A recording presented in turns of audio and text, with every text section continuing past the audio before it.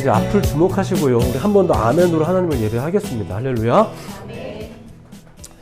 자, 오늘도 이 자리에서 또 혹은 영상으로 데일리 처치의 말씀을 함께 나누는 우리 모든 예배자분들 예수님의 이름으로 환영하고 축복해 드립니다. 자, 하나님께서 우리의 예배를 그 나그네들의 예배로 삼으시는 게 아닌가 하는 마음이 약간 드는 오늘입니다. 자, 오늘 방문해 주신 예배자분들 다시 한번 환영하고요.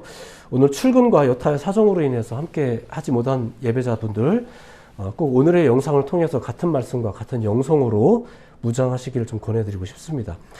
자, 저는 지난 2주 동안에 이런 내용의 설교를 드렸어요. 이제 첫 번째는 새로운 목표라는 제목으로 말씀 전해드렸는데 그 내용은 하나님의 영광을 위해서 살자 이런 내용입니다.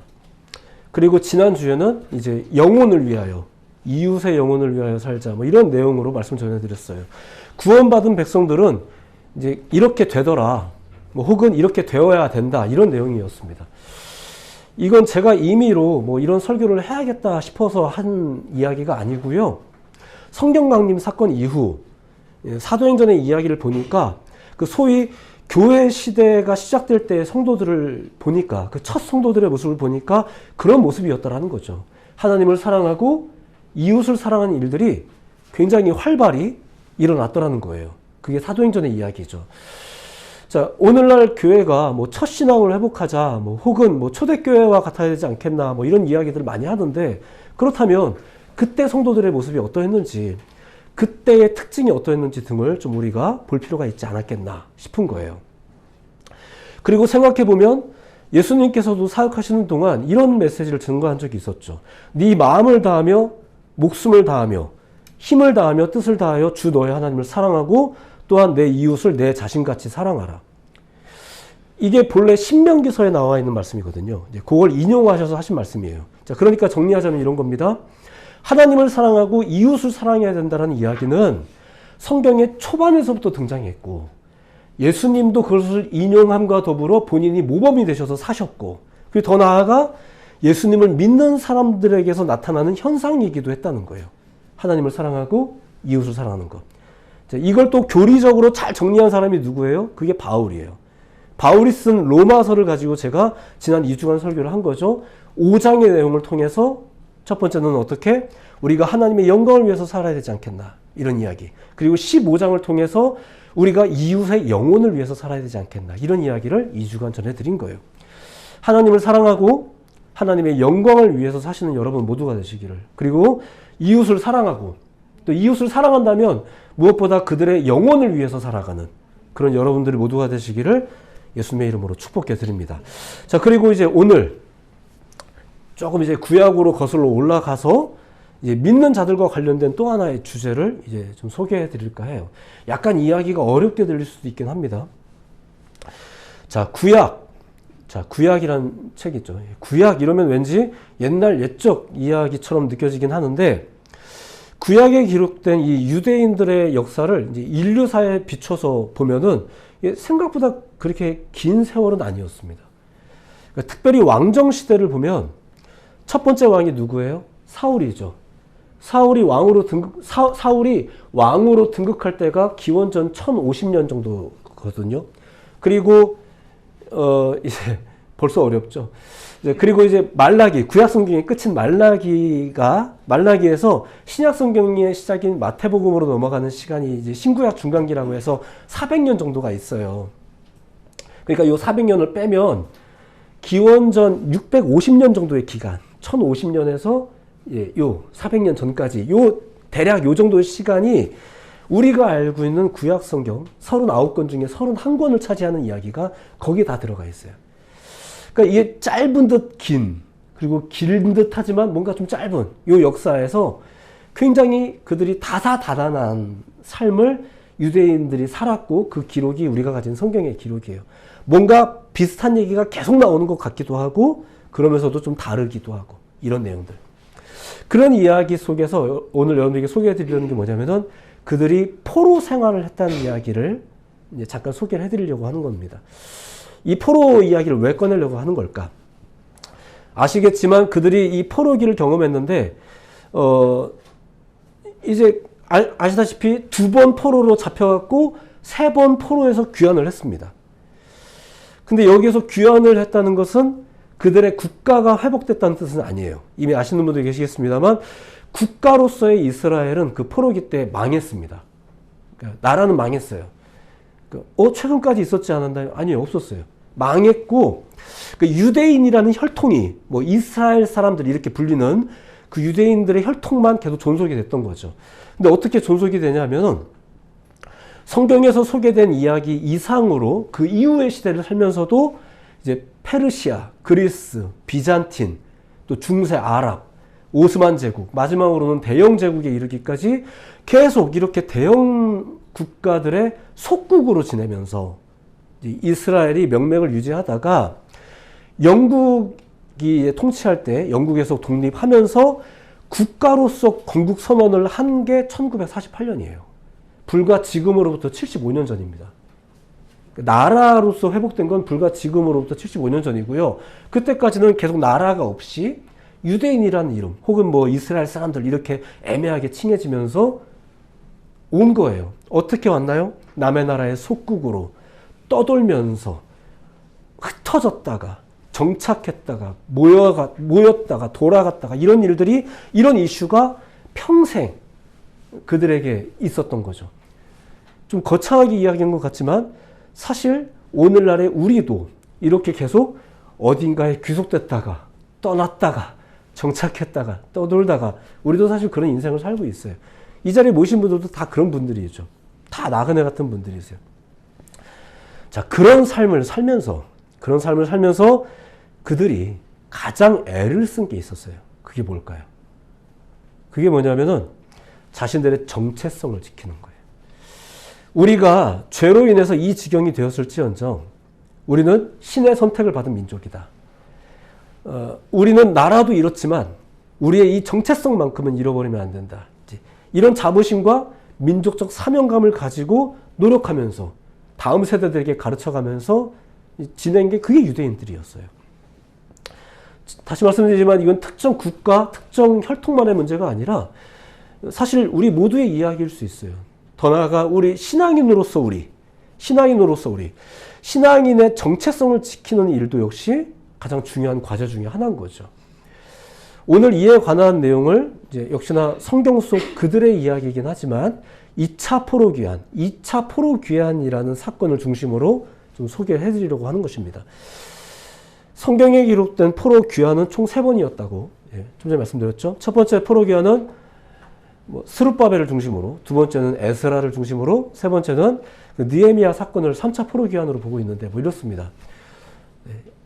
그만 얘기할 테니까 이제 안 주셔도 돼요. 이제 이런 내용 이렇게 각 포로 귀환 때는 중요한 이슈도 있었습니다.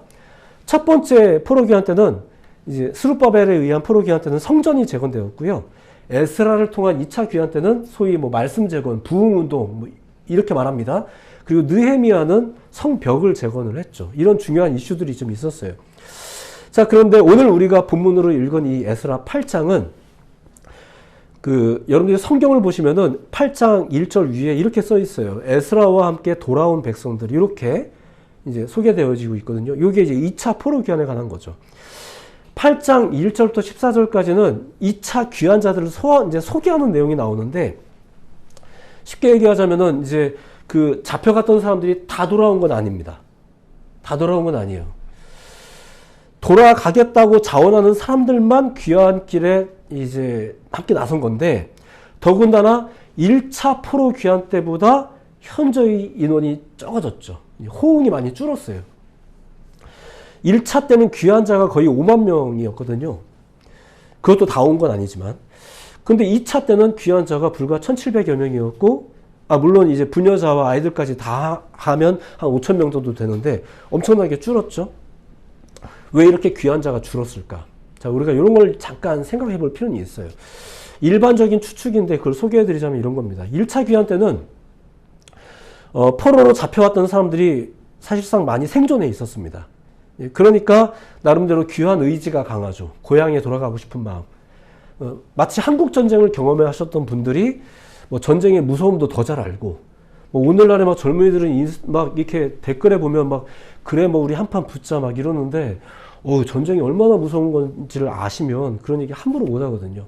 근데 우리 한국 전쟁을 경험해 보신 분들은 전쟁이 얼마나 무서운지도 아시고, 또 통일에 대해서도, 또 북쪽에 대해서도 이런 간절함들이 아무래도 이제 다음 세대들보다 좀 다르죠. 근데 2차 귀환이 일어난 게 언제냐면은 1차 귀환이 있었던 이후 78년에서 80년이 지난 후였어요. 대충 짐작이 되시겠지만 세대가 바뀔 정도의 시간이에요.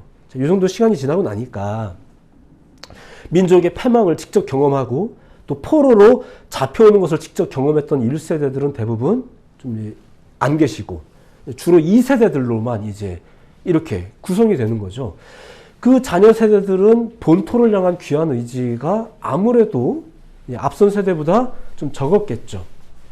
자, 그리고 잠시 후에 설명하겠지만 신앙의 색깔도 변합니다. 자, 오늘 이야기 중에 중요한 부분이에요. 신앙의 색깔이 변해 있어요. 잠시 후에 설명할게요. 자, 이 세대들의 특징도 또 한번 생각해 보자면 이런 겁니다. 그 1세대 귀환자들이 있었잖아요. 이제 그분들은 가신 분들이고, 우리 부모님들은 그때 안 가고 지금 여기 남은 거잖아요. 이방 나라에 남아 있었어요. 우리 부모님들은 그 1차 귀환을 포기하고 이 이방 민족의 이민자로 남아 계신 분들이세요. 그 나라에서 이제 정착해 살면서도 우리가 나름대로 히브리인이다라는, 우리가 하나님을 믿는 민족이다라는 것을 지켜나가기 위해서 열심히 노력은 했지만, 그럼에도 불구하고 아무래도 세상의 우상 종교와 또 세속 문화에 좀 더 많이 노출되어진 삶을 사셨죠. 그리고 이 세대들은 바로 이제 그런 배경 하에서 자라온 거예요. 그게 2차 포로 귀환 세대의 특징이에요. 귀환 의지뿐만 아니라 그들의 정서, 사고방식, 신앙, 이 모든 것이 아무래도 부모 세대와는 좀 다르죠. 자, 그런데 한편으로, 자, 그렇다면 무조건 이 세대를 뭔가 모자란 세대로 보아야 되는가? 무조건 나쁜 세대, 요즘 애들은 옛날 같지 않아, 이렇게 좀 나쁜 어감으로 이야기할 것인가? 그렇지만은 않습니다.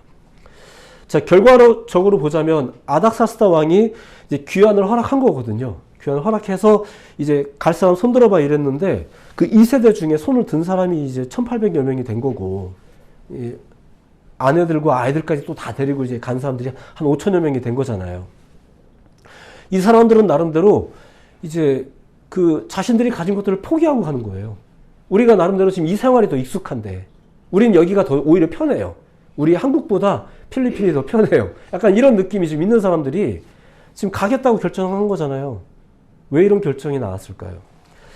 부모 세대들의 어떤 감각하고 사실 좀 다르겠죠. 부모 세대처럼 뭐 고향에 대한 향수가 있는 것도 아니고, 그리고 잠시 후에 이야기하겠지만 부모 세대의 신앙의 구심점은 성전이었거든요. 그러니까 이 부모님들은 우리가 히브리인으로서 예배하기 위해서 어디에서 예배해야 된다? 성전에서 예배해야 된다. 이게 강하잖아요. 그러니까 이제 뭐 소문에 의하면 그 앞서 가신 한 5만여 명 되시는 분들은 가셔서 제일 먼저 성전도 세웠다는데, 뭐 이런 이야기 또 들었을 거 아니에요. 그렇죠? 우리 민족은 성전을 중심으로 신앙하던 사람들이니까. 근데 우리는 이민자로서 여기서 살면서 성전 없잖아요. 우리 동네는. 우리는 뭘로 신앙생활을 해야 될까요? 근데 그들이 신앙을 하긴 했거든요. 잠시 후에 소개해 드릴게요. 그러면서 자란 우리들이에요. 그런 사람들이 지금 돌아가기로 결정한 거죠. 부모님들하고는 좀 신앙이 없는 건 아니에요. 근데 색깔이 좀 다르죠. 자, 그들은 이렇게 이제 돌아가기로 결정한 거예요. 누구랑? 학사 겸 제사장이었던 에스라랑 같이. 어떻게 이게 가능했을까? 이게 바로 지금 잠깐 설명했지만 그들의 신앙을 생각해 보면 알 수 있어요. 그들은 이방 나라에서 지내다 보니까 성전 신앙이라는 것을 몰라요. 성전 신앙을 하지를 못하죠. 왜냐면 그때는 무조건 거기에 있는 성전, 거기서 해야 되니까. 성전은 예루살렘에 있고. 근데 그들은 학사 겸 제사장이었던 에스라를 통해 성경으로 신앙을 배우는 사람들이었어요. 그리고 그들이 이제 돌아가서도 뭘 합니까? 말씀 운동을 하는 거잖아요. 그 사람들이 설교를 했다는 얘기는 아니에요. 근데 이제 성경으로 신앙을 배운 사람들이에요. 교회 없으니까. 교회 없지만 우리가 그래도 하나님 믿어야 되니까 뭐 유튜브를 틀든 뭘 하든 해야 되잖아요. 하면서 우리가 이제 또 신앙을 이제 가지는 사람들이니까.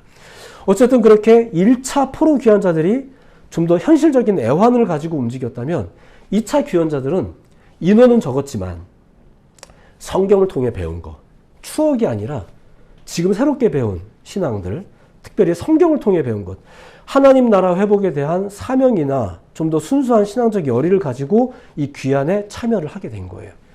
이게 해석자들의 평가입니다. 저의 평가가 아니라. 그러니까 누구의 신앙이 더 좋은 거냐 이런 식으로 말할 문제는 아니에요. 시대가 바뀌었어요. 한 가지 흥미로운 이야기라서 빠르게 잠깐 이야기 드리면 이런 거예요. 에스라 6장까지의 내용을 보면, 지금 오늘 본문은 8장이지만 6장까지의 내용이 뭐냐면은 1차 포로 귀환자들이 성전을 재건했다는 이야기가 거기 담겨 있거든요. 그리고 6장에서 7장으로 넘어가면서 7장부터 2차 포로 귀환에 대한 내용이 나오는 거예요. 그리고 오늘 8장 이렇게 소개되는 거고. 자, 그런데 이 6장과 7장 사이에는 시간적으로 60년 정도의 공백이 있거든요. 그리고 그 시기에, 그 60년 정도의 공백에 대해서 기록하고 있는 책이 에스더서입니다. 여러분들이 알고 있는 그 에스더서에 나와 있는 뭐 어쩌고저쩌고 이야기들 있잖아요. 그 이야기가 그 1세대와 2세대가 넘어가는 그 시기, 그리고 거기에서 있었던 그 이방 세계에서의 시기를 다루고 있는 책이 에스더서예요. 에스더서의 내용 아시죠? 유대인이었던 에스더가 바사 제국의 왕후가 되는 이야기. 바사 제국의 장군 하만이 유대인들을 막 몰살하려고 했지만 에스더와 모르드게의 지혜로 이제 유대인들의 생명이 보존되는 이야기. 이런 이야기가 거기 담겨 있어요. 소위 유대인들 포로 2세대, 이민 2세대들의 이야기죠. 그들은 이런 사건을 겪으면서 하나님과 민족에 대한 인식을 새롭게 정립해 가게 된 거예요. 1세대들이 느끼는 내 고향 북쪽 뭐 이렇게 말하는 느낌하고는 다르죠. 다른 의미의 통일, 다른 의미의 한민족 이런 느낌들을 그들이 가지게 된 거예요. 똑같이 나라를 위하더라도 부모 세대와는 좀 결이 다르죠. 다시 말씀드리지만 일단 그들은 성전신앙이라는 것을 몰랐던 세대입니다. 그리고 참고로 에스더서에는 하나님이란 단어가 한 번도 안 나와요. 아셨어요? 에스더서에는 하나님이 한 번도 등장하지 않습니다. 예, 아무튼 그런데도 하나님이 에스더서를 성경이 되게 하신 데는 이유가 있겠죠. 어쨌거나 그 세대는 어떤 세대였냐면은 성전신앙이 아니라 성경으로 신앙을, 삶을, 그리고 민족애를 배운 사람들, 그런 세대였었습니다. 자, 이것이 2차 포로귀환에 응한 사람들, 당시 세대의 특징이자 배경이었습니다. 1차 때보다 호응도 줄고, 분위기도 예전 같지 않고, 인원도 적어지고, 오늘날도 비슷한 것 같아요. 모든 게 용이해져 간 것 같지만, 뭔가 인원도 줄고, 성전보다 말씀으로 신앙하던 사람들, 그런 신앙으로 이방 민족에서 자신들의 혈통과 정체성을 지켜오다가 기회가 되니까 본토로 귀환하는 여정에 동참하게 된 사람들이 바로 이 2차 포로 귀환자들이었습니다. 자, 여기서 한 가지만 더. 그렇게 해서 2차 포로 귀환이 시작됐는데 돌아가던 중에 에스라가 이제 귀환자들을 이렇게 조사해 보니까 레위인들이 없는 거예요.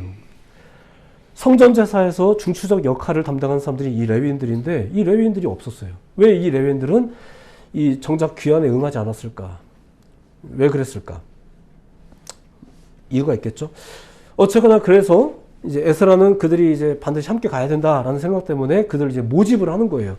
그게 오늘 본문 내용입니다. 오늘 본문 15절. 그 중에 레위 사람이 한 사람도 없는지라. 그래서 17절 후반부. 우리 하나님의 성전을 위하여 섬길 자를 데리고 오라 하였더니 이러면서 이제 사람들을 모집해서 그 사람들 데리고 같이 간 거예요. 그들은 성전을 위해서 섬길 자라고 칭해지는 사람들이지만 정확히는 에스라의 말씀을 돕기 위해서 같이 가는 사람들이었었어요. 예, 이게 되게 중요한 표현입니다. 여러분들이 알고 있는 내용을 지금 정리해서만 한번 말씀드리는 거예요. 어쨌든 그렇게 그들이 이제 본토로 돌아가게 됐는데 본토에는 성전이 있어요, 없어요? 있죠. 왜냐면 1세대 귀환자들이 가서 성전 졌잖아요. 그러니까 성전은 있잖아요. 예, 그 1차 포로 귀환자들이 그 세대들은 성전을 신앙의 구심점으로 삼던 분들이었기 때문에 그 성전을 재건하면 모든 일이 다 잘 풀릴 거다라는 그런 신앙을 가진 분들이었거든요. 그분들이 성전을 다 지어놨어요. 근데 이 세대들은 어떨까요? 예, 앞서 잠깐 말했지만 단적으로 뭐 누가 맞고 누가 틀렸다라는 말을 하려는 건 아니에요. 다만 1세대 포로 귀환자들이 이제 그랬다면 이제 하나님의 뜻에 따라서 이제는 말씀 재건의 역사가 2차 포로 귀환 세대를 통해서 있어지게 되었다는 거죠. 에스라와 그를 돕는 레위인들, 그리고 이제 성전에서 신앙하기보다 말씀으로 신앙하던 사람들이 이제 본토로 돌아왔어요. 그리고 거기에서 영적 대각성 운동을 했다. 뭐 말씀 운동을 했다. 이게 아까 맨 처음에 소개해드린 2차 귀환의 특징이지 않습니까? 그런 거죠. 그 1세대원들, 다시 말씀드리지만 그들의 신앙의 정체성을 성전에서 찾았습니다. 이거는 다윗과 솔로몬 왕조 때에 형성된 이제 그들의 가장 중요한 신앙의 방식이었죠. 신앙과 정치, 이 모든 것을 아우르는 구심점이 성전이 되었던 거예요. 그런데 시대의 흐름 속에서 또 하나님의 회복의 역사 속에서 자연스럽게 진정한 회복의 활로가 어디에 있는지를 다시 보게 되는 거죠. 그게 뭐예요? 그게 하나님 말씀이라는 거예요. 1차 때는 성전이 재건되었는데 말씀이 없어서 2차 때 에스라가 돌아왔다. 뭐 이렇게 단순하게 해석되기도 하지만 순서 때문이든 뭐 때문이든 간에 하나님의 말씀은 참된 회복의 중심에 있다는 것을 이제 그들은 알아가기 시작한 거예요. 그리고 오늘날도 우리가 알아야 되는 거죠. 이게 순서 때문에 그런 거예요? 아니요. 원래부터 그랬어요. 원래부터. 예, 누가 2세대가 1세대보다 똑똑했다, 뭐 믿음이 더 좋았다, 이런 문제는 아닙니다. 그런 문제는 아니에요. 부모 세대가 알았던 것과는 좀 다른 결로 그들도 지금 하나님과 민족의 참다운 가치를 알아가는 거예요. 무엇을 통해? 말씀을 통해. 다시 말씀드리지만 원래부터 그랬다니까요. 이 공들여서 이 성전을 다 지은 다음에 이 자기가 공들여서 지은 성전에 막 매료가 되어 있던 솔로몬이 기도를 막 했거든요. 하나님 이 성전을 어쩌고 저쩌고 막 기도했더니 하나님께서 기도를 들으신 다음에 이렇게 응답을 하셨어요. 들어보세요. 열왕기상 9장의 내용인데, 만일 너희나 너희의 자손이 아주 돌아서서 나를 따르지 아니하며 내가 너희 앞에 둔 나의 계명과 법도를 지키지 아니하고 가서 다른 신을 섬겨 그것을 경배하면 내가 이스라엘을 내가 그들에게 준 땅에서 끊어버릴 것이요 내 이름을 위하여 내가 거룩하게 구별한 이 성전이라도 내 앞에서 던져버리리니. 그러니까 애초부터 하나님이 가장 중요하게 여겼던 것은 말씀이지 성전은 아니었었어요. 성전은 참 귀한 건데, 근데 애시당초부터 하나님의 말씀이 굉장히 중요했었습니다. 오늘의 말씀은 그냥 이런 식으로 정리를 해나갈까 해요. 이스라엘은 나름대로 파란만장한 경험이 많은 민족이었죠. 그런 삶 속에서 그들이 가장 신경 썼던 부분이 뭔가? 그게 바로 민족의 정체성을 지키는 일이었었어요. 물론 방법은 세대마다 좀 차이가 나기도 했었습니다. 하지만 무엇이 중요했다는 거죠? 우리의 정체성. 오늘날 우리도 굳이 그 정도를 비교할 필요는 없겠지만 우리도 나름대로 또 파란만장하게 살고 있지 않습니까? 근데 이런 우리들에게 있어서 가장 중요하게 우리가 고민해야 될 것이 무엇이 있을까? 오늘 그것을 소개해드린다면 그게 우리의 정체성 문제예요. 신앙의 정체성 문제. 이걸 위해서 노력하는 여러 가지 방법들이 있을 수 있어요. 예전에는 막 방언을 안 받으면 은혜를 못 받았다라고 규정했던 적도 있었거든요. 또 어떤 때는 반드시 선교를 해야 된다 이렇게 가르쳤던 적도 있었고, 다양한 교회에 또 나름대로 그런 게 있었어요. 지금은 바뀌었습니다. 이 말을 하고 싶은 건 아니에요. 하지만 그때나 지금이나 우리의 진정한 영적 정체성을 꾸준하게 확립하는 데 중요한 것이 무엇일까? 오늘도 또 성경 얘기하고 있는 거예요. 지금 그게 하나님의 말씀이었다라는 거죠. 1세대원들이 성전이 회복되어야 한다는 생각이 강했는데 2세대원들은 그 느낌을 제대로 알지는 못했잖아요. 다만 이방 나라에 살면서도 우리가 하나님의 백성이라는 사실을 그들이 어떻게 배웠냐면은 말씀을 통해서, 에스라 같은 분들 같이 있었잖아요. 그러니까 말씀을 통해서. 그러니까 우리가 이제 돌아가서도 또 뭐예요? 그쵸? 다시 한번 말씀하는 거죠. 말씀의 운동을 하는 거죠. 다행히 건물은 있네요. 가보니까. 어디를 가든 건물은 다 있어요. 제가 필리핀에 부족 선교를 다니다 보니까 어떤 오지를 가도 조금 낡긴 해도 교회가 다 있더라고요. 교회 건물이. 심지어 활용이 되고 있지 않아도. 그리고 놀라운 건 그 교회 머릿돌을 보면은 대부분 다 스폰서가 한국인들이세요. 어쩜 이렇게 열심히들 짓고 다니셨는지 감사한 일이죠. 저는 이제 그 교회를 중심으로 말씀 사용만 하면 되는 거예요. 굳이 또 건물 지으러 다니지 않아도 돼요. 거기 다 있어요. 다 있어요. 교회가 이제 너무 남아도니까 막 이제 다른 용도 변경을 하는 시대가 돼버렸는데, 이게 너무 슬프지만 아무튼 그런 시대가 돼버렸는데, 이제 뭐가 더 진정한 그 구심점일까를 이제 다시 한번 또 생각해 볼 필요도 있겠죠. 그런 시대가 된 거예요. 에스라도 바로 그렇게 성전에서 이제 설교를 했는데, 그렇게 에스라가 설교하면 이 세대원들은 뭐예요? 옆에서 통역하고. 느헤미야서를 보세요. 에스라가 설교를 할 때 옆에서 통역을 도와줘요. 그리고 초신자들이 잘 이해를 못하면 이해를 할 수 있도록 도와도 주고, 유튜브 애들이 있으면 거기서 춤도 춰주시고, 이러면서 말씀을 좀 다양하게 표현하면서 이렇게 나누죠. 그러면서 때 되면 또 열심히 모이기도 하고 그랬던 거예요. 그게 2차 귀화한 자들이 했던 일이죠. 신약으로 넘어와서 초대교회 상황을 보면 어떤가요? 하나님을 사랑하고 이웃을 사랑하는 일이 엄청나게 활발해졌거든요. 근데 이 복된 역사가 일어나는 중에도 사도들이 위기감을 느꼈어요. 아, 이런 식으로는 안 된다. 이게 굉장히 좋은 일이긴 하지만 우리가 충성해야 할 것은 이런 것이 아니다. 이걸 인지한 거죠, 사도들이. 진짜 다행인 거예요. 그래서 사도들이 조치를 취하는데 그게 뭐예요? 사도행전 6장. 형제들아, 너희 가운데서 성령과 지혜가 충만하여 칭찬받는 사람 7을 택하라. 우리가 이 일을 그들에게 맡기고 4절. 우리는 오로지 기도하는 일과 말씀 사역에 힘쓰리라. 이렇게 말합니다. 진짜 잘한 결정이에요. 그들이 이런 결정을 한 것은 단순히 조직을 편성하는 문제가 아니라, 이게 너무 지금 좋은 일이 벌어지고 있지만 이런 식으로는 안 되는 거예요. 그리고 진짜 구심점이라는 게 있는 거죠. 그 구심점이 흔들리는 건 위험한 거예요. 제가 자주 예를 드는 것 중에 하나가 태풍의 눈. 저는 안 들어가 봐서 잘 모르겠어요. 근데 태풍의 눈에서는 파란 하늘이 보인다고 할 정도로 굉장히 평온하대요. 근데 그 고요한 중심을 중심으로 태풍이 형성이 되는 건데, 이 중심이 사라지면 태풍도 사라진대요. 이렇게. 이 중심이 사라지지 않도록 이 사도들이 긴장감을 가진 거죠. 굉장히 잘한 거예요. 이 새로운 흐름이 참 귀하지만 이 흐름을 건강하게 지키는 것은 뭐라고 생각한 거예요? 기도와 말씀이라고 생각한 거예요. 구제, 좋죠. 교세 확장, 좋죠. 하지만 이 흐름을 위해서라도, 이러한 흐름을 위해서라도 가장 중요한 것은 뭐다? 기도와 말씀. 그래서 7명의 집사를 세웠죠. 이제 이웃을 구제하고 섬기는 일이 좀 더 체계적이고 좀 풍성해졌어요. 사도들도 좀 편해졌고, 편해지려고 한 건 아니지만 좀 편해졌겠죠? 근데 더불어서 무슨 일이 벌어지는가? 사도행전 6장 7절 읽어드릴게요. 하나님의 말씀이 점점 왕성하여, 이렇게 이야기가 나요. 사도들이 분주함에 잠식되지 않고 이제 제대로 일하기 시작한 거예요. 그러니까 사도들이 자기들이 일이 힘들어서 대신 일할 사람들을, 성도들을 세운 게 아니고 자기들이 본래 했어야 될 일을 창념하기 위해서 그 일을 분배한 거예요. 그러면 이 사도들은 뒤에서 이제 은근히 이제 노는 게 아니고, 꿀 빨고 노는 게 아니고 자기들이 할 일에 더 매진을 하는 거죠. 그게 교회의 정체성이고 신앙의 정체성이니까. 다시 말씀드리지만 다 신앙을 하실 필요는 없어요. 그냥 여러분들은 여러분 하던 거 하시면 돼요. 다만 누군가는 더욱 말씀에 충성해야 되겠죠. 그리고 그것을 이제 다 같이 공유하는 일에는 모두가 최선을 다해야 되는 게 맞습니다. 예배 때 오시고, 그렇죠.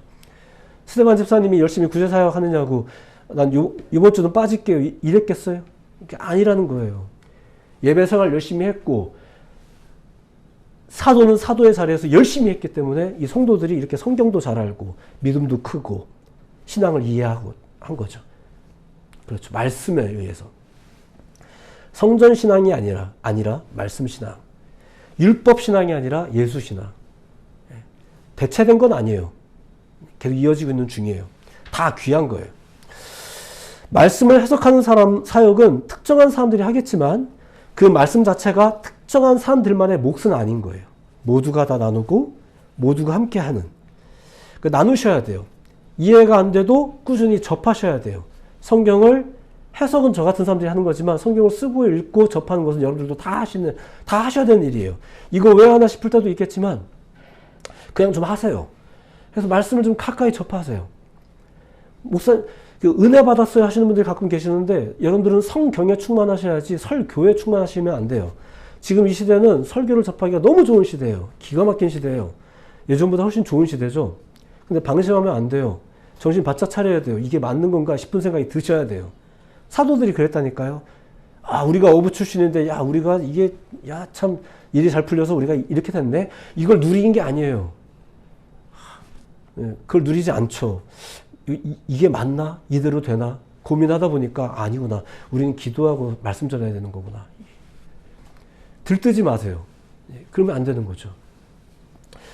오늘날도 그렇게 말씀으로 신앙의 순전함을 꾀하는 일들이 꾸준히 일어나야 하고요.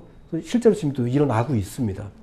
예전부터 그랬지만 오늘날도 여전히 그런 일들이 이제 세상 곳곳에서 또 벌어지고 있는 것 같아요. 굉장히 감사한 일이죠. 오늘 우리도 바로 그 사실을 다시 한번 새겨보는 거예요.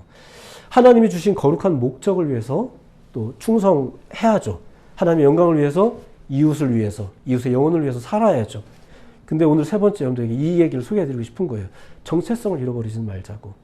영향력을 발휘하고 그리스도인답게 살아야 되겠지만 이런 것들이 조건이 되고 목적이 되다가 혹시 우리 안에 있는 이 고요한 중심을 잃어버리면 결국은 그 능력도 사라진다는 걸 기억하셔야 돼요. 한참 모든 것이 기가 막히게 풀려나가고 있을 때 사도들이 이런 위기감을 가졌다는 것은 너무나도 놀라운 감각이고 너무 축복된 감각이죠. 우리가 이거에 너무 들뜨면 안 되는구나라는 걸 눈치챘다는 건 참 감사한 일인 거예요. 교회가 잘 될 때도 긴장은 놓으면 안 되는 거고, 위기가 있다고 해서 또 그 위기감에 사로잡힐 필요가 없는 거고, 그냥 꾸준히 우리 안에 있는 말씀을 따라서 꾸준히 걸어 나가는 게 너무 귀하죠. 그 말씀을 통해 올바르게 우리의 정체성을, 우리의 신앙과 삶을 확립해 나갈 때 그것이 하나님께서 기뻐하시는 신앙인의 삶이라는 것을 오늘 증거해 드리는 것입니다. 이 믿음을 가지고 내일부터 또 새로운 한 주를 또 살아가시면 돼요. 뭐 내일부터 더 성경 더 많이 읽어야지, 기도 더 많이 해야지. 하세요. 하시는 건 하시는데 지금 여러분들에게 그런 걸 소개해 드리는 이야기가 아니라 오늘은 정체성, 내가 그리스도인인데 라는 사실 한 가지만 좀 집중해서 이렇게 소개를 해드렸습니다. 색깔은 좀 다를 수도 있어요. 저희 때는 이런 마음이 들면 무조건 새벽 예배부터 다시 시작했는데 지금은 좀 아닐 수도 있어요. 지금은 묵상부터 다시 시작해야 될지 이렇게 할 수도 있고 오늘 아침은 찬양 들으면서 시작해야지 이럴 수도 있어요. 다양하게 접근할 수 있어요. 그걸 정죄할 문제는 아닌 것 같아요. 하지만 그럼에도 불구하고 조심스럽게 말씀드리고 싶은 것은 성경, 하나님의 말씀은 항상 최우선이었고 마지막에 최선이었습니다. 그래서 여러분들에게 오늘도 이 말씀을 통한 정체성에 대한 이야기를 소개해드렸습니다. 새로운 한 주를 살아가시면서도 여러분들의 정체성을 깨닫고 또 기억하시고 또 그 일을 위하여 성경을 가까이 하시며 살아가는 여러분들 모두가 되시기를 예수님의 이름으로 축복해드립니다. 기도하겠습니다.